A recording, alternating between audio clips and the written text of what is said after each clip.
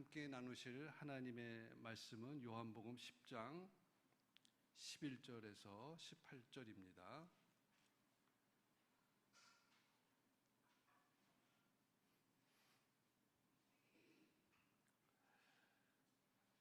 한 절씩 교독하도록 하겠습니다. 나는 선한 목자라. 선한 목자는 양들을 위하여 목숨을 버리거니와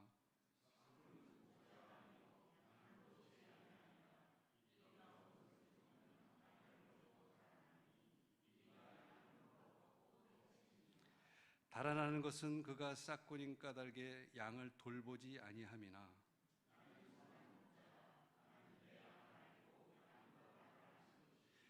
아버지께서 나를 아시고 내가 아버지를 아는 것 같으니 나는 양을 위하여 목숨을 버리노라.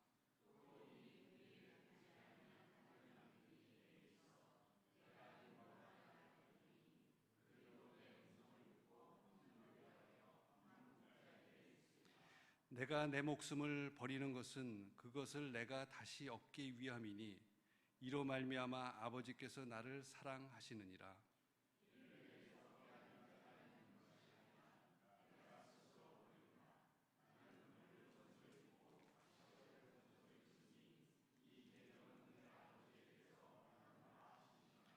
아멘. 예수님에 대해서 깊게 아는 설교를 계속 해주시는데, 예수님은 생명의 떡이다. 예수님은 세상의 빛이다. 예수님은 양의 문이다. 오늘은 예수님은 선한 목자이시다 라는 제목으로 말씀 전해주시겠습니다.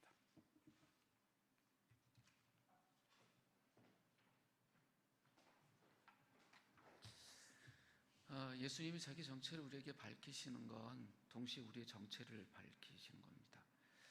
우리는 떡을 먹어야 삽니다. 근데 이 떡이 주식이니까 밥이에요. 근데 한글 성경에 밥이라고 하는 게 조금 부담스러워서 중간에 바꿨습니다. 근데 아주 오래전에 한글 성경에는 밥이라고 되어 있었어요. 예수님이 그 시험 드시는 장면에 보면 사람이 떡으로만 살 것 아니오라고 되어 있던 부분에 밥으로만 살 것 아니오라고 되어 있었습니다. 그런데 이제 성경이라는 것이 우리에게 이렇게 다가올 때 그 말씀의 의미를 깊이 알기 위해서 언어를 사용하는 거잖아요. 일주일 돌아보시면서 내가 예수라는 밥을 얼마나 열심히 먹었나 한번 생각해 보세요. 이것도 비유라서 사람들이 나 밥 열심히 먹었는데 이렇게 생각할 수 있잖아요. 그럼 예수로 밥 먹는다는 게 뭘까요? 예수님이 그 이야기 하신 거예요.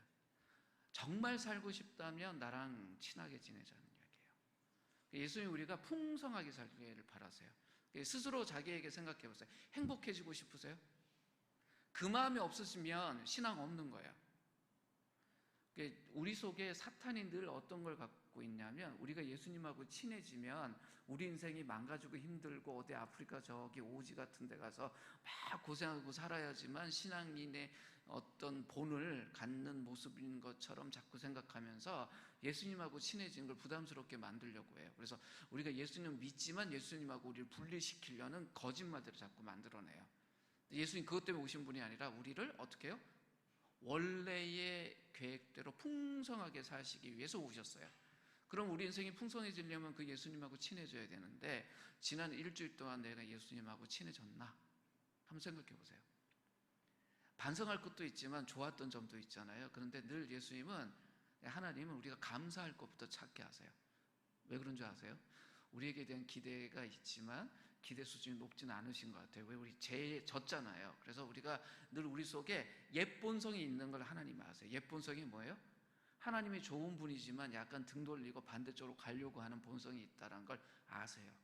그래서 우리가 조금만 것만 잘해도 하나님 어떻게 하실까요? 칭찬하세요. 마치 집에 혹시 강아지 키우시는 분, 있는데도 없는 척 하지 마시고요. 네. 고양이 키우시는 분. 우리 요즘 반려동물들이 있잖아요. 근데 그 반려동물들이 조금만 예쁜 모습 보여주면 우리 어때요? 환하게 웃죠. 어머 얘 봐라, 이런 일도 한다. 하는 마음 그러세요. 지난 일주일 동안 예수님을 이렇게 환영하고 그분을 내가 이렇게 붙들었던 게 있냐? 그게 생명의 떡이신 그분을 먹었어요. 근데 이 말 속에 어떤 의미가 있냐면 이래요. 세상에 있는 모든 음식은요, 우리가 먹어도 죽어요. 정말 좋은 음식 먹어도 죽어요, 우리가. 이제 권사님 오늘 인사하시면서 그런 이야기 하셨어요. 내 장례 치러줄 것 같아서 이 교회 등록하셨다. 네. 이게 인생의 깊은 지혜예요. 우리가 열심히 여기서 건강하게 살고 행복하게 살지만 우린 결국 죽는 존재라는 걸 알아요. 이거 아는 거 중요합니다. 그래야 겸손해져요. 그래야 정직해져요. 그래야 우리를 지으시고 우리를 보호하시고 이끄시는 그 하나님 앞에 설 모습이 딱 생겨요. 근데 예수님 뭐라고 이야기하셨냐면 나는 생명의 떡이다라고 이야기하셨습니다. 이 땅에 있는 밥은 우리를 건강하게 하고 행복하게 하지만 결국에는 우리가 죽는 존재라는 걸 보여주지만 우리가 예수라는 밥을 먹으면 우리가 영원히 사는 존재이구나 라는 걸 알게 한다는 거예요. 우리 꿈이 그거예요. 여기서 정말 행복하게 살다가 우리가 죽기 전에 예수님 오신다면 그 영원한 나라에서 행복하게 사는 것이고, 혹 우리가 살아있는 동안 주님이 오시지 않아서 우리가 죽고 흙으로 묻히거나 아니면 화장돼서 먼지처럼 이 땅에 이렇게 흩어진다고 하더라도 주님 오시면 다시 영원한 생명 속에서 살아갈 것을 기대하고 소망하고 사는 것, 그게 신앙생활입니다. 근데 그 마음을 더 굳게 만들려면 우리가 매일 해야 되는 것이 무엇이냐? 그 생명의 밥, 생명의 떡인 예수님을 내 삶 속에 초대하는 거예요. 우리의 삶이 뭐로 이루어질까요? 간단하게 말하면 말과 행동으로 이루어집니다. 내가 무슨 말하고 무슨 행동하냐, 그게 우리의 삶을 이뤄요. 근데 내가 어떤 말하고 행동하는 거의 뿌리는 뭐예요? 우리의 마음과 생각이에요. 근데 내 마음과 생각에 예수님이 얼마나 자주 초대하고 내 마음과 생각이 예수님 닮아가도록 하느냐, 그것이 생명의 떡이신 예수님을 먹는 겁니다. 지난 한 주간 동안 그 생명의 떡을 내 속에 얼마나 많이 넣었냐 한번 생각해 보세요. 한 끼 먹었는데도 정말 우리가 그 한 끼 음식에 대해서 기억할 때가 있어요. 야, 이건 어떻게 이렇게 맛있어? 이게 사람이 만든 음식이 맞을까? 뭐 이렇게 느낄 때도 있잖아요. 우리가 주님과 교제하면서 뭐 일주일에 단 한 끼 주님의 밥을 먹더라도 그렇게 깊게 먹을 수도 있고요. 밥이 요즘 밥맛 없는데도 나 밥을 먹는다 하면서 억지로 이렇게 밥을 먹을 때도 있잖아요. 그런데 건강을 위해서 하루 세 끼 꼭 챙겨 먹어야 되겠다라고 해서 먹을 때 있습니다. 그러고 나면 자기에게 칭찬하잖아요. 그래, 밥심으로 사는 건데 밥맛 없어도 잘 먹었다. 우리에겐 둘 다가 필요합니다. 주님의 말씀을 깊이 와 하면서 먹을 때도 있지만 그런 어떤 감흥이 없더라도 어떻게 해야 돼요? 살기 위해서 표현을 좀 강하게 쓸게요. 꾸역꾸역 먹어야 돼요. 그래야 삽니다. 아니면 우리가 다른 것 때문에 살아요. 밥 안 먹으면 우리 뭐 피자 먹으면 되고 치즈 먹으면 된다, 뭐 그런 이야기. 예전에 그 프랑스 혁명 때 그런 이야기 있었잖아요. 빵 달라고 그랬더니 빵 없으면 케이크 먹으면 되지. 이게 사실 만들어진 말이지 실제로 그 말 한 건 아니라고 해요, 역사학자들이. 그래도 그런 의식이 있었다라는 건 사실인 것 같아요. 진짜를 먹지 않으면 진짜 같은 다른 것들을 먹기 때문에 생명의 밥이신 그리스도를 늘 우리가 먹는 것 중요합니다. 그분을 먹어야 우리가 이 세상에서 밝은 빛을 보고 삽니다. 그래서 예수님이 스스로 우리에게 자기의 정체를 알려주실 땐 우리가 어떤 존재인지를 알려주시는 거예요. 오늘 주님이 본인이 선한 목자라고 소개를 하세요. 그럼 우리는 어떤 존재라는 거예요? 인도함이 필요한 존재라는 뜻이에요. 목자는 누구하고 관계된 존재입니까? 양하고 관계된 존재예요. 주님이 우리에게 나는 선한 목자다라고 소개하시는 건 주님이 바라보는 우리의 정체가 양과 같다라는 거예요. 그래서 이 말씀을 들으실 때 머리로만 듣지 마시고 가슴으로 들어야 돼요. 내가 정말 주님을 나의 목자라고 생각하고 있는가? 그리고 주님이 정말 나의 선한 목자인가? 그리고 오늘 말씀에 소개하는 것처럼 주님이 정말 내 인생의 이런 목자인가? 그렇다면 나는 어떻게 그분을 만나야 되는가? 가슴으로 들으셨으면 좋겠습니다. 오늘 말씀 중에 특별히 본문 11절 14절 말씀을 같이 읽으려고 하는데요. 세번역 성경으로 읽으려고 합니다. 우리가 성경 말씀을 읽으실 때 익숙한 버전 말고 다른 버전으로 많이 읽어보시는 게 굉장히 좋고요. 다른 언어 쓰시는 분 있잖아요. 영어도. 24님 저기 이태리 말 하실 수 있습니까? 그러면 이태리어 성경을 구하세요. 그래서 24님에게 주신 은혜는 뭐냐면 이태리 말로도 한번 묵상을 해보는 거예요. 혹시 여기 뭐 독일어 하실 수 있는 분이 있으면 독일어 성경 좀 사용하시고요. 중국어 하실 수 있는 분들은 중국어 성경 보시면서 다른 언어로도 자꾸 보시는 것이 우리의 생각을 확장하고요. 성경의 원래 의미에 더 가까이 가는 방법입니다. 왜냐하면 나는 내가 있는 자리에서 조금 더 잘 안 움직이려고 하는 성격이 있어요. 그래서 오늘 세번역 성경을 한번 읽어보겠습니다. 11절에서 14절 말씀입니다. 같이 읽을게요. 나는 선한 목자이다. 선한 목자는 양들을 위하여 자기 목숨을 버린다. 삭구는 목자가 아니요 양들도 자기 것이 아니므로 이리가 오는 것을 보면 양들을 버리고 달아난다. 그러면 이리가 양들을 물어가고 양들을 흩어버린다. 그런 삭군이어서 양들을 생각하지 않기 때문이다. 나는 선한 목자이다. 나는 내 양들을 알고 내 양들은 나를 안다. 예수님이 본인이 어떤 구원자인지를 우리에게 알려주시기 위해서 이 선한 목자라는 이 비유를 사용하신 거예요. 내가 너희들에게 구원자는 맞는데 나는 선한 목자로서의 구원자다라고 이야기를 해주시는 거예요. 근데 왜 선한 목자라는 단어를 사용하셨을까요? 이스라엘 사람들에게는 이 목자라는 것이 너무나 잘 알고 있었던 개념이에요. 근데 우리는요 몰라요.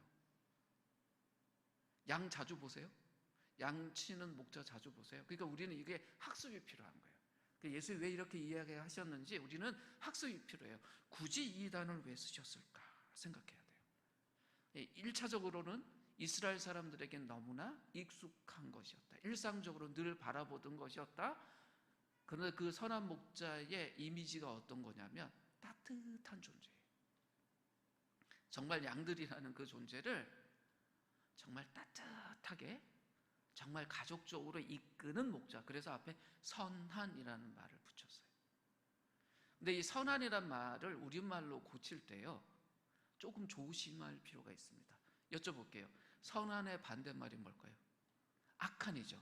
그러면 선한 목자의 반대는 악한 목자가 되는데 오늘 예수님이 본인이 선한 목자라고 이야기하시면서 비교하셨던 대상이 있는데 삭군 목자였어요. 그럼 삭군 목자가 악한 목자일까요? 그러진 않아요. 삭군이 악하진 않아요. 그럼 이 선한이란 말을 우리말로 옮길 때 어떻게 옮기면 좋을까요? 좀 편한 말로 좋은 목자라고 하면 좋겠습니다. 선하고 좋은 목자. 그러면 삭군 목자는 어떤 거예요? 악하지는 않지만 좋지는 않은 이 정도 되겠죠.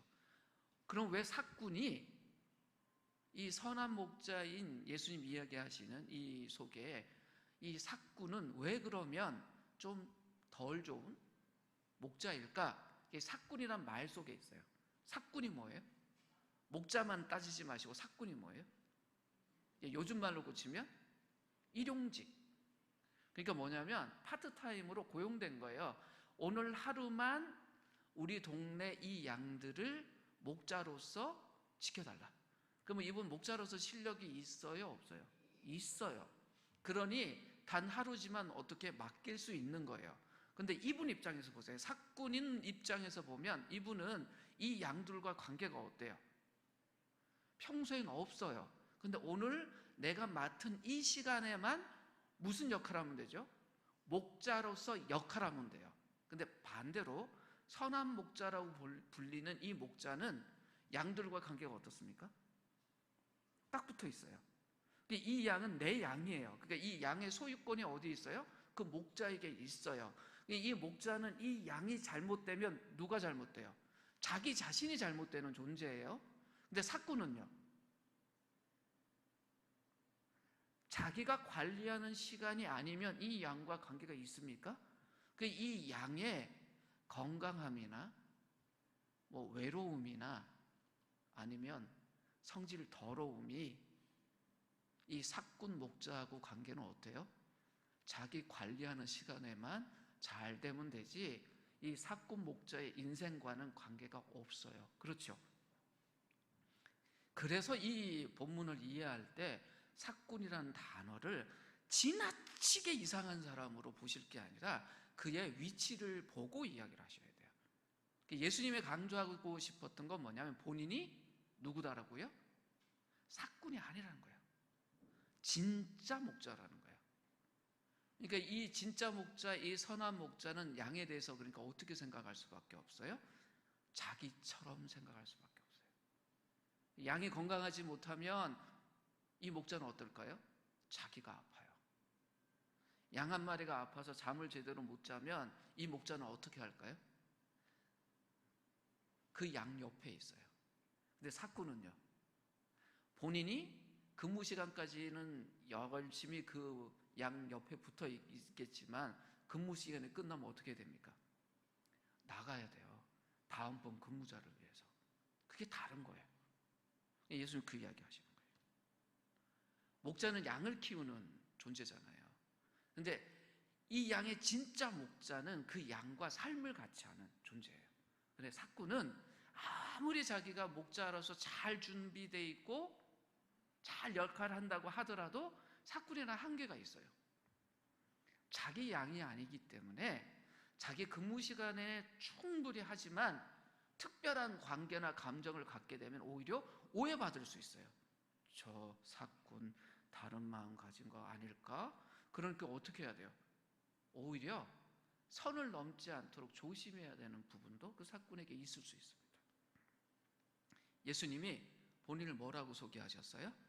그냥 목자가 아니라 선한 목자다라고 이야기하십니다. 이렇게 본인을 선한 목자라고 이야기하시는 첫 번째 이유가 뭐였냐면 본인이 양들을 자기 생명보다 더 사랑하시기 때문이라고 이야기를 해요. 11절 말씀만 같이 한번 읽을까요? 같이 읽겠습니다. 나는 선한 목자이다. 선한 목자는 양들을 위하여 자기 목숨을 버린다.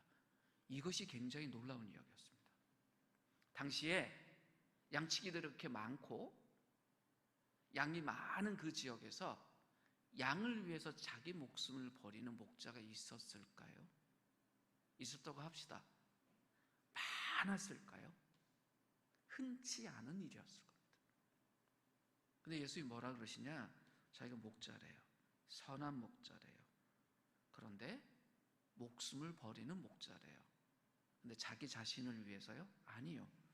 양들을 위해서 그런다는 거예요. 선한 목자이신 예수님이 자기가 선한 목자인 이유를 설명하시는 첫 번째가 나는 양들을 위해서 생명을 버리는, 내어놓는 목자다라고 이야기합니다. 무슨 이야기입니까? 양들을 위해서 생명을 내어내야 될 때가 언제인가요? 양들이 죽음을 맞이할 때예요. 그런데 충분히 살아서 수명에 다해서 죽어가는 양들을 위해서 목자가 대신 죽을 수 있나요? 없어요. 그럼 어떤 상황입니까? 오늘 본문에도 나오지만 일이나 나쁜 짐승들이 그 양을 해치려고 왔을 때의 상황이에요. 그럴 때 어떻게 한다고요? 선한 목자는 양을 살리기 위해서 그 위험에 자기 자신을 내어놓는 존재라고 이야기하는 겁니다. 오늘 본문의 11절에서 18절 사이에 예수님이 양들을 위해서 자신의 목숨을 내어놓는다는 말씀을 4번이나 반복하세요. 예수님이 강조하는 게 뭐예요? 내가 너희들을 살리기 위해서 내 목숨 내어놓는다는 이야기를 4번이나 강조하세요. 예수님이 어떤 분이라고요? 우리의 구원자이신데 우리를 구원하기 위해 어떻게 하시는 분요? 자기 자신보다 우리를 더 사랑하셔서 우리를 살리기 위해서 자신의 생명을 내어놓는 분이라고 이야기하시는 겁니다. 그러니까 이 말씀 앞에 우리가 머리로만 생각할 게 아니라, 왜냐하면 역사 속에서 이미 예수님이 그렇게 하신 분이니까 그래 예수님이 그것 때문에 십자가 지셨지라고 우리가 머리로 알고 동의합니다. 근데 우리 가슴으로 한번 이 말씀 앞에 서봐야 돼요. 주님이, 예수님이 나를 위해 자기 생명을 내어놓는 분이라고? 내가 정말 예수님을 그런 분으로 만나고 있나? 예수님은요, 자기 생명을 내어놓으셔요. 근데 자기를 위해서가 아니라 우리를 위해서, 나를 위해서. 내가 뭐기에 예수님이 나를 위해서 내 생명을 내어놓으세요? 근데 주님은 그 일 때문에 이 땅에 오셨다고 말씀하세요. 선한 목자이신 예수님이 우리를 위해서 자기 생명을 내어놓으세요. 왜요? 우리를 살리기 위해서 그렇습니다. 예수님이 이 땅에 오신 이유가 무엇인가요? 자기 양들에게 생명을 주고 그 생명이 더욱 풍성해져서 정말 멋진 삶, 창조주의 하나님이 원래 계획했고 그 아버지 하나님이 우리와 함께 더불어 사시면서 정말 아름답게 살게 하셨던 그 삶을 우리가 우리의 삶 속에서 살도록 하시기 위해서 그리스도가 오셨어요. 그리고 그리스도는 그 일을 위해서, 우리를 위해서 죽으셨습니다. 하나님이 우리에게 주시고 싶은 것들이 있어요. 생명도 주시고 싶고 기쁨도 주시고 싶고 행복도 주시고 싶고. 근데 이 일이 이루어지려면 하나님은 뭐 하셔야 되냐면 자기 것을 포기하셔야 돼요. 우리를 살려내시려면 하나님이 자기 생명을 내어주셔야 돼요. 그래서 그리스도가 죽으셨어요. 우리를 기쁘게 하고 우리를 행복하게 하려면 하나님이 그것을 내어주시기 때문에 우리가 가능한 거예요. 예수님 그 이야기 하십니다. 양에게 생명이 나타나기 위해서 예수님이 하신 일이 뭡니까? 자신이 죽는 일이었어요. 양에게 주고 싶은 것들이 양에게 직접 주어지려면 예수님이 뭐 하셨냐면 자기에게서 그것들을 다 포기하고 내어주신 거예요. 그런데 생각해 보자고요. 우리의 소유물을 포기하는 건 가능해요. 내가 어떤 사람에게 그 사람의 형편을 알기 때문에 한 100만 원, 200만 원 돕겠다. 그럼 그 100만 원, 200만 원이라는 내 소유물이 그 사람에게 가려면 내가 이것에 대한 것을 포기하고 그분에게 넘겨주는 거잖아요. 이런 건 우리도 할 수 있어요. 뭐 100만 원, 200만 원 작은 돈 아닌데 1000만 원, 2000만 원 이렇게 되면 큰 돈이고 1억, 2억 되면 굉장히 큰 돈입니다. 근데 우리가 정말 큰맘 먹으면 할 수 있어요. 그렇게 할 수 있는 소유가 우리에게 있었으면 좋겠습니다. 그런데 그 소유물의 주체인 자기 자신을 버리는 건 할 수 있는 일이 아니에요. 내가 사라지는 거예요. 내 옷을 벗어주는 거 가능합니다. 근데 내 자신을 내어주는 거 굉장히 어려운 일이에요. 왜냐하면 생명을 내어주는 건 전부를 내어주는 거거든요. 근데 예수님 그 이야기 하세요. 내가 너희의 구원자다. 근데 내가 너희를 구원하기 위해서 내 전부를 내어준다라고 이야기를 하시는 거예요. 양들을 위해서 자기의 전부를 내어줄 때 그런 목자를 어떤 목자라고 부른다고요? 선한 목자라고 부르는 거예요. 그런 의미에서 우리 인생에 우리가 만날 수 있는 선한 목자는 그분밖에 안 계세요. 그러니까 선한 목자인 예수님처럼 형제들의 삶을 위해서 자기 자신을 내어주는 사람들이 있습니다. 정말 고마운 분들이 있어요. 역사 속에서도 그런 분들이 참 많았고 지금 이 동시대에도 그렇게 사는 사람이 참 많습니다. 근데 주님이 말하시는 이 선한 목자, 자기의 존재를, 자기의 생명을 완전히 양들을 위해서 내어놓는 그런 존재 없지요. 예수님밖에. 근데 이렇게 예수님을 방불할 만큼 사는 존재를 우리는 그래서 어떤 존재라고 부를까요? 작은 예수라고 부르는 거예요. 이 땅에 그런 작은 예수들이 있어서 사실은 이 땅에 살맛이 있는 겁니다. 예수님이 이걸 계속 강조하세요. 선한 목자인 예수님은 강요에 의해서 죽으시는 분이 아니라 스스로 그 죽음을 선택하신 분이에요. 자칫 예수님에 대해서 오해하는 분들이 있어요. 이 땅에 할 일이 오셨으니 그 일 이루려고 죽으신 거지. 아니요. 예수님이 본인에 대해서 하신 이야기 한번 보죠. 18절 말씀 같이 읽겠습니다. 아무도 내게서 내 목숨을 빼앗아 가지 못한다. 뭘 강조하세요? 아무도. 이게 모든 있는 이야기예요. 아무도 내게서 내 목숨을 빼앗아 가지 못한다. 나는 스스로 원해서 내 목숨을 버린다. 강조하세요. 그리고 뭐라고 이야기합니까? 나는 목숨을 버릴 권세도 있고 다시 얻을 권세도 있다. 그리고 강조하시는 게 마지막, 이것은 내가 아버지께로 받은 명령이다. 사명이 있어서 이 땅에 오셨어요. 우리가 알듯 그 사명을 이루기 위해서 자기 목숨을 내려놓으셨는데 뭐라고 이야기하세요? 스스로 내가 내어놓은 거고 내놓을 권리도 다시 올릴 권세도 나에게 있다. 이 모든 것이 아버지의 명령이다. 이 주님이 이 이야기를 이렇게 분명히 이야기를 하십니다. 선한 목자이신 예수님이 십자가에 못 박혔을 때 십자가에서 죽어가는 예수님을 비난하고 희롱하고 쉬운 말로 하면 깐죽거리고 약 올리는 사람들이 있었습니다. 마가복음 15장 29절에서 32절에 보면 이 사람들이 어떻게 했냐면 이런 이야기를 해요. 다른 사람들은 구할 수 있지만 스스로는 구할 수 없구나. 십자가에서 내려와 봐라. 십자가에 매달려서 죽어가시는 그분에게 그 이야기하는 거예요. 야, 다른 사람 다 구원하는데 너는 너 자신은 구원 못하네? 내려와 봐. 우리에겐요, 우리가 상상을 한번 해보세요. 제가 혹은 여러분이 우리가 십자가에 매달렸다고 합시다.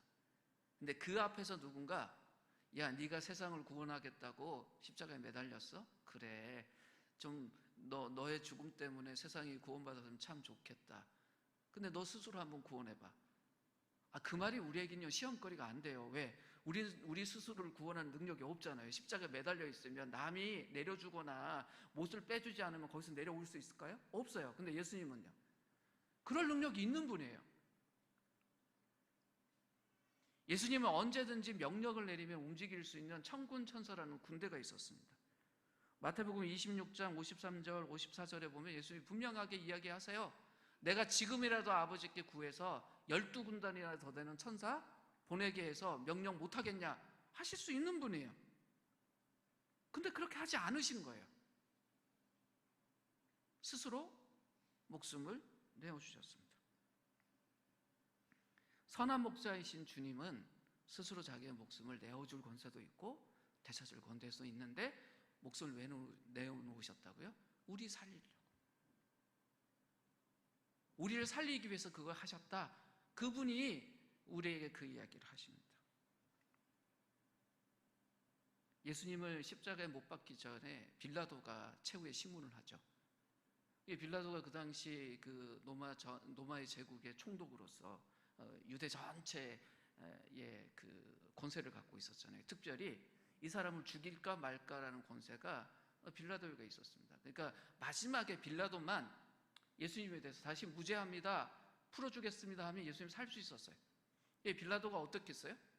이 이방인이 이 유대 사람들 앞에서, 그리고 유대인의 왕이라고 하는 이 예수님 앞에서 얼마나 기고만장했겠어요. 내가 너 살릴 수도 있고 죽일 수도 있어. 딱 이렇게 서면서 딱 이야기하는데 예수님 무슨 이야기 하셨냐? 요한복음 19장 11절 말씀 같이 한번 읽겠습니다. 함께 읽겠습니다. 예수께서 대답하셨다. 위에서 주지 아니하셨더라면 당신에게는 나를 어찌할 아무런 고난도 없을 것이요. 아니, 이게 사형 그 선고 앞두고 있는 제수가 할 말이에요. 빌라도에게 하는 말이 뭐냐면 너인데 권한이 있다. 근데 그 권한이 위에서부터 주어진 것이지 네게 아니다라고 이야기하신 거예요. 그리고 예수님은 그 빌라도의 권한을 인정하세요. 예수님 스스로 우리를 위해 생명을 내어놓으셨습니다. 이 말씀을 통해서 예수님이 명확하게 이야기하시는 거예요. 예수님은 역사의 희생자가 아니에요. 우리를 살리기 위해서 자신의 생명을 내어주신 분이에요. 자기 유익을 위해서가 아니라 오로지 자신의 양인 우리를 살리기 위해서 그랬습니다. 이걸 우리에게 알려주시려고 본인을 선한 목자라고 소개하신 거예요. 늘 생각하셔야 돼요. 나를 가장 사랑하는 존재가 누구예요? 예수님이라는 답하시기 전에 나를 위해서 죽을 수 있는 존재예요.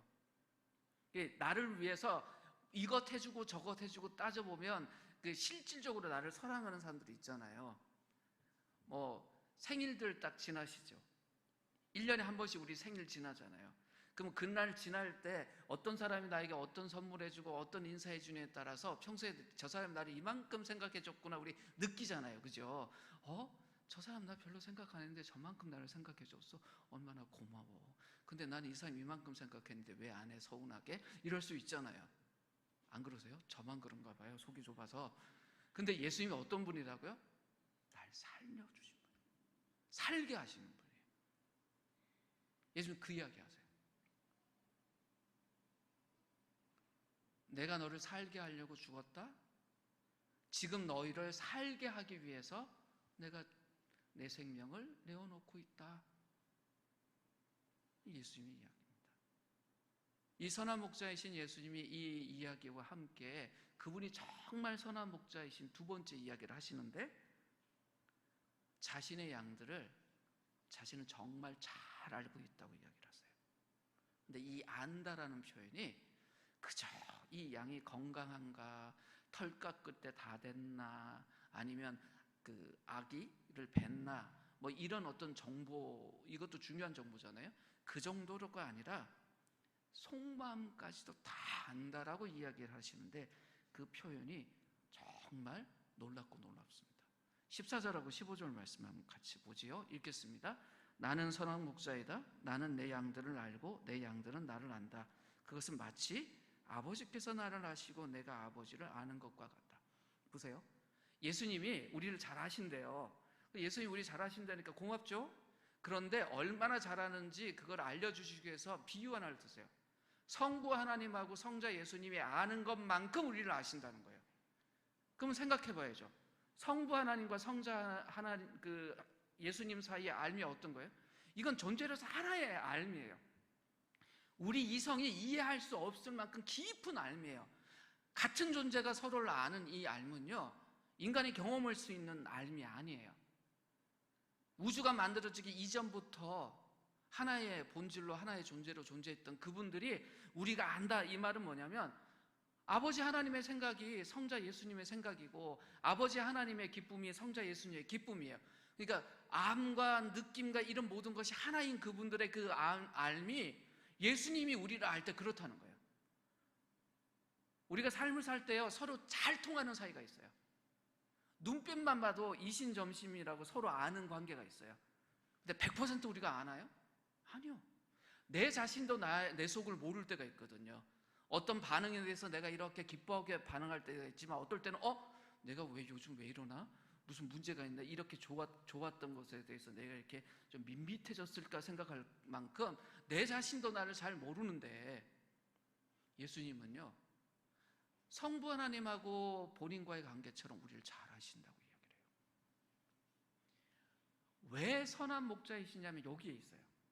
우리가 어떤 대상을 사랑할 때 정말 제대로 사랑하려면 사랑하는 대상을 잘 알아야 돼요. 잘 모르면요, 사랑이 좀 서툴러져요. 제가 그래요. 이렇게 하면 저 사람 좋아하겠지 노력해봤어요.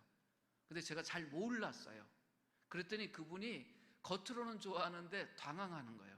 저분에게 이 선물 주면 좋겠지, 줬는데요, 그분에겐 그게 별 소용이 없네요. 그러니까 선물을 받아서 좋긴 한데 이거 어떡하지? 이게 뚜껑 열어봤는데 영수증도 없고 가서 교환도 할 수 없고 이거 어떡합니까? 이걸 내가 갖고 있어야긴 하긴 하는데 고맙긴 한데 어떻게 써야 될지 몰라요. 그분 문제예요? 저의 문제예요? 저의 문제예요. 제가 그분을 정말 더 알았다면, 제대로 알았다면 어떻게 했을까요? 딱 이렇게 선물 건넜을 때 그분 표정이 우와 했겠죠.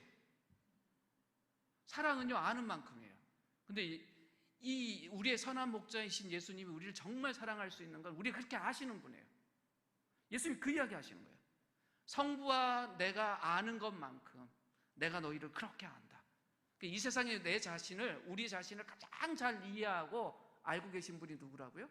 예수님이라고요. 예수님 그 이야기 하시는 거예요. 너 세상에 외롭냐? 네 마음 몰라줘서 힘드냐? 나 있지 않냐? 나 너 안다. 성부와 내가 아는 것처럼 내가 너를 안다. 내가 네 목자다. 너의 선한 목자다. 외로워하지 마라. 세상 사람들은 어때요?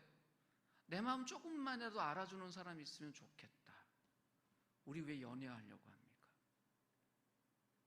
외로워서 그래요. 내 마음 알아줬으면, 내 형편 알아줬으면. 우리 SNS 왜 합니까? 외로워서요. 나 좀 알아주세요 하는 거예요. 나에게 긍정적으로 좋아요도 눌러주고 좀 손짓해 주세요. 그 마음 없으면 SNS 하겠어요? 근데 주님이 뭐라고 그래요? 내가 너를 안다라고 이야기를 하십니다. 정말 인간의 논리, 어떤 지식으로도 설명할 수 없는, 그러나 이 말의 의미는 뭔지 알겠어요. 우리를 다 안다는 거예요. 그 다 아시는 사랑을 우리에게 이미 주셨어요. 그 선한 목자가 우리에게 원하는 건 뭐냐면 그 사랑을 우리가 실제로 누리기를 바라세요. 근데 이 사랑 누리는 게 쉽지 않아요. 자동으로 되는 게 아니에요. 오늘 예수님 무슨 이야기를 하셨냐면 나는 양들을 알고 양들은 나를 안다라고 이야기를 하셨어요. 왜 이 말씀하셨을까요? 사랑이라는 것이 상호적인 특징이 있잖아요. 일반적으로 툭 주어지는 것이 아니라 주고받음이잖아요. 예수님이 이미 우리에게 주신 이 풍성한 삶을 우리가 이 땅에서 누리는 방법이 하나 있는데 그게 뭔지 아세요? 우리가 예수님을 알아가는 거예요. 그러면 자동으로 주어지는 게 뭐냐면 이미 우리에게 주신 그 사랑이 우리에게 누려지기 시작하는 거예요. 예수님이 이미 우리에게 주신 사랑, 이미 완성하신 그 사랑이 실제 우리의 삶에서 벌어지려면 우리가 그리스도와의 교제, 그리스도의 만남, 그분에 대한 알미 깊어지면 그 일이 해결됩니다. 우리 선번중에 베드로라는 분이 있잖아요. 그래서 베드로가 초대교회 때 이렇게 권면을 했습니다. 베드로 후서 3장 16절에 보면 이렇게 이야기를 합니다. 우리의 주님이시며 구주이신 그리스도 예수에 대한 지식과 그의 은혜 안에서 자라가십시오. 베드로 후서 3장 18절에 있는 말씀. 우리가 예수님에 대한 알을 점점 갖고 성장해 가면 이미 우리를 위해서 자기 생명까지 내어주시면서 하신 그 풍성한 사랑을 우리가 누리며 살 수 있다는 거예요. 세상에서 가장 불쌍한 인생이 뭐냐면 이미 얻은 사랑을 자기 것으로 누리지 못하는 거예요. 우리 크레디트 카드나 어떤 통신사에 이렇게 우리 다 핸드폰이 있으니까 통신사에 다 가입돼 있잖아요. 어떤 분은 SK, 어떤 분은 LG U+, 어떤 분은 KT. 그러면 그 1년 동안 그 사람에게 주어진 어떤 마일리지가 있고 혜택이 있잖아요. 잘 누리는 사람도 있는데 하나도 못 써갖고 1년 지나면 풍풍 날아가는 사람 있죠. 저도 그런 종류예요. 얼마나 억울해요. 그것까지 사실 요금에 다 포함되어 있을 텐데 그럼 누리지 못하잖아요. 근데 그거 다 쓰는 사람 있으면 약간 야구르기도 하고 부럽기도 해요. 그런데 이미 우리에게 주신 그 큰 사랑을 우리가 현실적으로 누리지 못한다 그러면 우리는 참 슬픈 거예요. 그래서 선한 목자인 예수님이 우리에게 하신 이야기가 뭐냐면 너희가 그 사랑 좀 누려라. 예수님이 정말 나에게 어떤 분인지를 알면 알수록 내 삶이 어떻게 진다고요? 행복해진다고요. 우리가 아침 시간에 공동체 성경을 읽기 왜 해요? 내가 행복해지기 위해서. 주님이 주신 그 사랑을 내가 실제로 누리기 위해서. 아침에 성경 묵상 왜 할까요? 선한 목자가 나에게 주신 그 사랑 내가 오늘 누리려고. 그러면 그 떡 안 열어볼까요? 그 마음으로 우리가 예수님 만나야 돼요. 하나님의 그 놀라운 신적인 사랑이 우리에게 주어졌습니다. 근데 이 선한 목자가 우리에게 주신 이 사랑은요, 이 땅에서 만나는 사랑하고 다른 것이 이 땅의 사람들은 길어야 혜성이에요. 75년 만에 한 번 오는 혜성처럼 휙 지나가요. 이 사랑 지나가면 언제 와요? 75년 이후에 와요. 그러니까 지금 사랑 꽉 잡아야 돼요. 오늘 이준혁 강사도에 오셨는데 지금 지나가는 사랑이 있으면 어떻게 돼요? 꽉 잡아야 돼요. 못 잡으면요 75년 후에 만나요. 여기에 결혼에 성공하신 분들은 어떤 분들이에요? 지나가는 혜성을 꽉 잡은 분들이에요. 이 땅의 사랑이 그래요. 아직 혜성이 나타나지 않은 분도 있어요. 네. 그런데 이 선한 목자이신 예수님의 사랑은 어떤 사랑이냐? 그렇게 찰나처럼 지나가는 사랑이 아니라 영원한 사랑이에요. 일시적으로 한 번 사랑하고 마신 것이 아니라 영원한 사랑이에요. 그래서 특정한 어떤 사람이 예수님의 사랑을 덥석 잡아서 자기 것으로 소유한다고 해서 그 옆에 있는 사람에게 돌아갈 수 없는 사랑이 아니라 온 인류가, 온 역사 속에 있는 온 인류가 다 붙들어도 그 한 사람 한 사람에게 골고루 풍성할 수 있는 사랑이에요. 그것이 영원한 사랑의 특징이에요. 근데 이 영원한 사랑을 주신 이 목자가 그 양들인 우리에게, 그러면 그 선한 목자를 따르는 양들이 도대체 자기 자신에 대해서, 동료 양들에 대해서, 함께 사는 이 세상에 대해서 그럼 어떻게 생각하고 살아야 되는가에 대한 이야기도 동시에 주세요. 오늘 16절 말씀 한번 같이 읽을까요? 같이 읽겠습니다. 나에게는 이 우리에 속하지 않은 다른 양들이 있다. 나는 그 양들도 이끌어 와야 한다. 그들도 내 목소리를 들을 것이며 한 목자 아래서 한 무리 양떼가 될 것이다 라고 이야기하세요. 보세요. 양들은요 자기 생각밖에 없잖아요. 그게 양의 한계예요. 그리고 내 앞에 있는 목자 보고 내게 배당된 목자가 좋으면 좋잖아요. 그런데 정말 제일 좋은 선한 목자가 내 앞에 턱 있는데 그 목자가 무슨 이야기 하세요? 니들은 정말 내 양이야. 내가 너희들을 살리려고 내 목숨도 내어놨어. 내가 정말 너희를 잘 알아. 이야기 하시면서 동시에 무슨 이야기 하냐면 이 울타리 밖에도 내 양이 있어 라고 이야기를 해요. 양들은요 어쩔 수 없이 자신의 한계 속에서 세상을 볼 수밖에 없어요. 한 울타리 안에 들어있는 양들을 보면 어떻게 느낄까요? 내 친구야, 내 동료야, 함께 사는 우리 양들이야. 한 목자 밑에 있는 양들이니까 우리 반갑게 지내자. 가서 엉덩이 툭 치면서 너는 이름이 뭐니? 나는 누구야? 이렇게 소개하겠죠. 근데 그 울타리 밖을 생각할 수 있을까요? 생각하기 어려워요. 그 양들의 한계예요. 그런데 오늘 선한 목자이신 예수님이 뭐라 그래요? 그 울타리 밖에 그분의 양이 또 있다. 이 말씀을 어떻게 적용해야 될까요? 우린 세상을 볼 때요 울타리를 기준으로 생각하는 사람이 아니라 누굴 기준으로 생각해야 될까요? 목자를 기준으로 생각해야 돼요. 자, 예수님의 또 다른 양이 있다라고 하면 그 양들도 우리의 동료입니까? 아닙니까? 동료예요. 근데 우리 울타리 안에 있어요? 없어요? 없어요. 그런데 목자를 딱 빼고 보면 우리는 누구만 동료로 생각해요? 우리 울타리 안에 같이 있는, 그러니까 우리 울타리 안에만 봐도 나처럼 홀쭉한 양도 있지만 저기 있는 양처럼 좀 통통한 양도 있고 저기 있는 양처럼 예쁘고 참 아름답게 생긴 양도 있지 않으면 나처럼 무지막지하게 생긴 양도 있다. 우리 참 다양하다 생각하는데 울타리 기준이 아니라 목자 기준으로 보면 어떤 양도 만날 수 있어요? 어머, 쟤도 양이야? 아니, 뭐 저렇게 생겼대? 근데 우리 목자의 양이래요.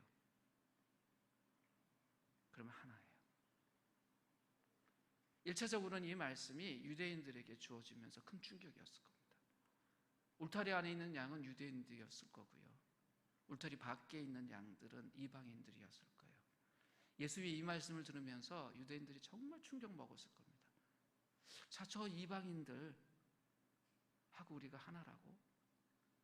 이 이방인들이 우리나라 쳐들어와서 우리 식민지 만들어 놓고 얼마나 힘들게 했는데, 예루살렘에 있는 이 성전도 우상 신전처럼 박살을 내놨는데 근데 그들도 하나라고?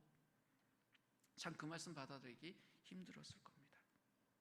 그런데 선한 목자이신 그분이 그 이야기를 해요. 이 말씀을 현대에 어떻게 적용할 수 있을까요?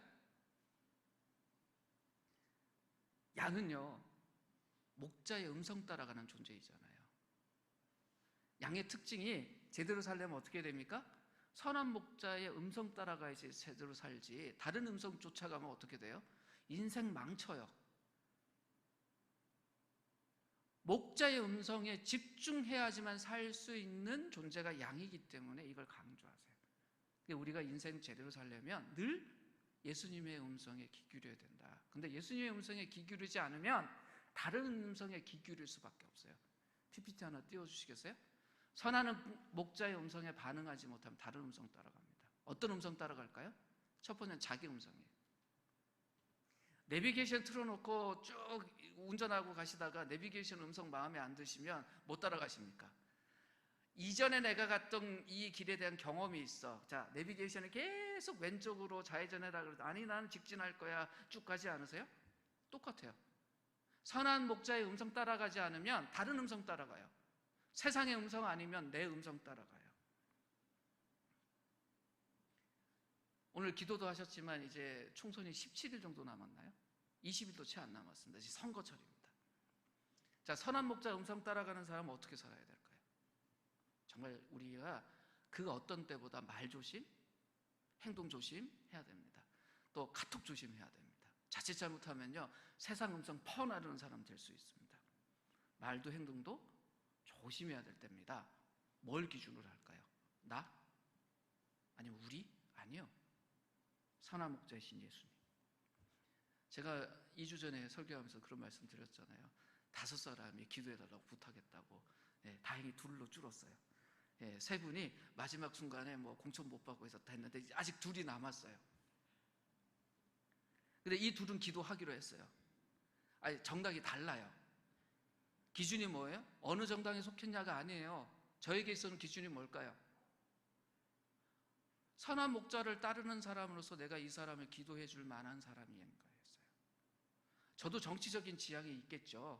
그럼 기준이 뭐가 돼야 돼요? 내 울타리에 있나 울타리 밖에 있나 기준이 돼야 되잖아요. 그건 세상 기준이에요. 다음 슬라이드 한번 띄워주시겠어요? 울타리가 아니라 뭘 기준으로 생각해야 된다고요? 목자. 그러니까 우리 교회 안은 다양한 사람들이 있을 수 있어요. 근데 기준이 뭡니까? 울타리가 아니라 목자예요. 이럴 때 세대도 넘어요. 특정 세대는요, 특정 세대의 경험을 공유하고 있기 때문에 어떤 일들에 대해서 같은 반응을 해요. 지금 여기에 계신 분들보다 훨씬 선배인 세대는 전쟁이라는 것을 직접 경험한 세대이셨잖아요. 그분들에게 있어서는 그 경험이 같은 생각과 같은 감정을 갖게 만드신 게 있어요. 그건 존중해야 돼요. 저는요, 베이비 부모 막내로 태어나서 전쟁은 귀로만 들었지 직접 경험한 세대가 아니에요. 제가 그걸 이해하려면 학습이 필요해요. 그러니까 다른 울타리에 있는 사람이에요. 근데 목자가 기준이 되면 하나가 될 수 있습니다. 우리 공동체가 그렇게 될 때 여기에 젊은 세대들도 함께 할 수 있죠. 우리가 우리 경험이라는 이 세대의 울타리에 딱 갇혀서 이것만 오라라고 생각하면 젊은이들이 오다가도 도망가요. 무엇이 기준이라고요? 울타리가 아니라 목자가 기준입니다. 선한 목자이신 예수님이 기준이 되고 그분의 말씀이 기준이 되면요, 혈통주의를 넘을 수 있습니다. 민족주의 넘을 수 있습니다. 국가주의도 넘을 수 있습니다.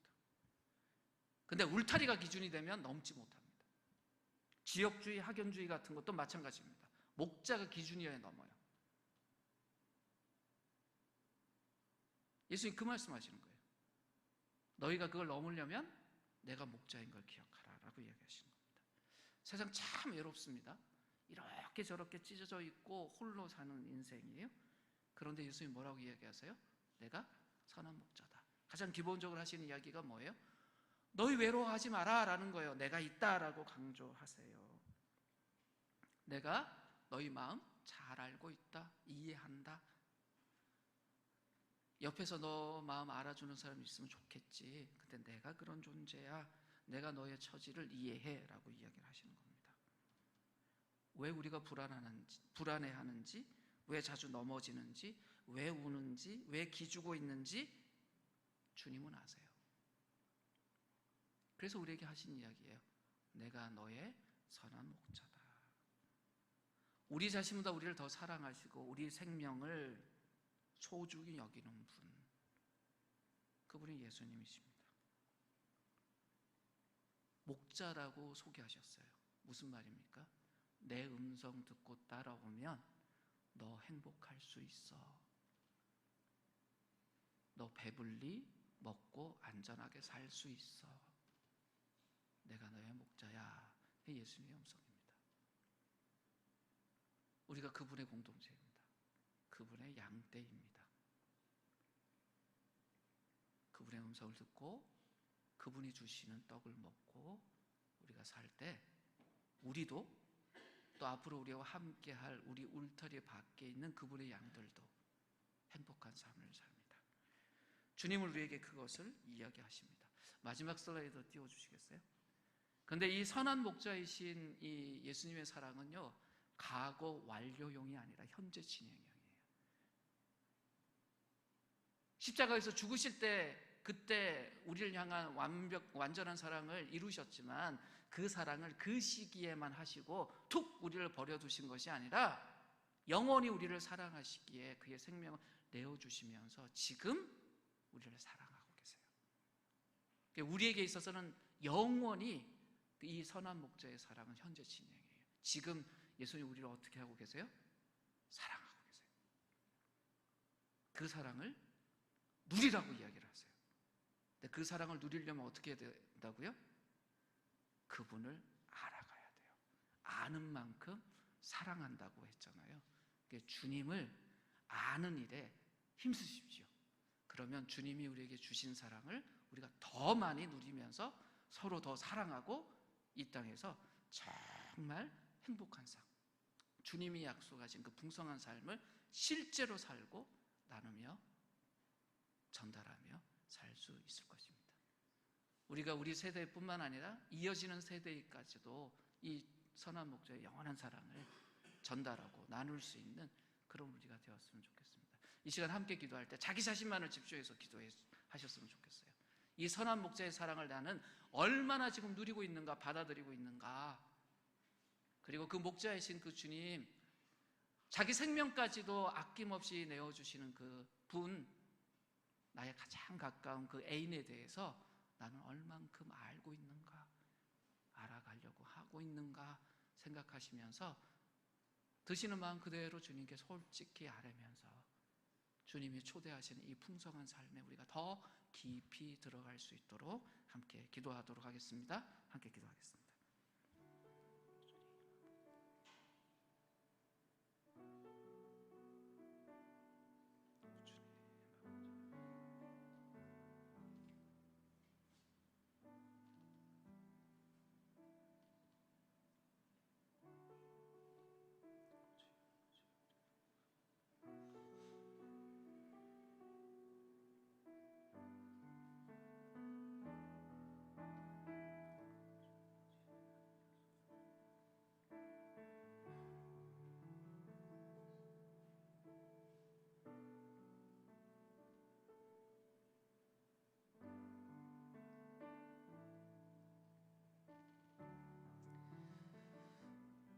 하나님, 선한 목자라고 본인의 정체를 밝히시면서 우리를 사랑하신다고, 우리를 이끄신다고 말씀하시는 주님, 그 주님의 사랑을 우리가 매일의 삶 속에서 경험하고 누리고 함께하며 살기를 원합니다. 외로운 지점에 이를 때, 슬프고 괴로운 지점에 이를 때 더욱 선한 목자이신 주님을 기억하고 그 주님의 사랑을 내 존재 안으로, 내 삶 안으로 가져오며 주님과 함께 걸어가도록 하겠습니다. 우리 속에 더 말씀하여 주시고 그 말씀을 깨달을 수 있게 하여 주시고 베푸신 그 사랑을 우리가 날마다 누리며 살아가게 하여 주시옵소서. 예수님의 이름으로 기도드렸습니다.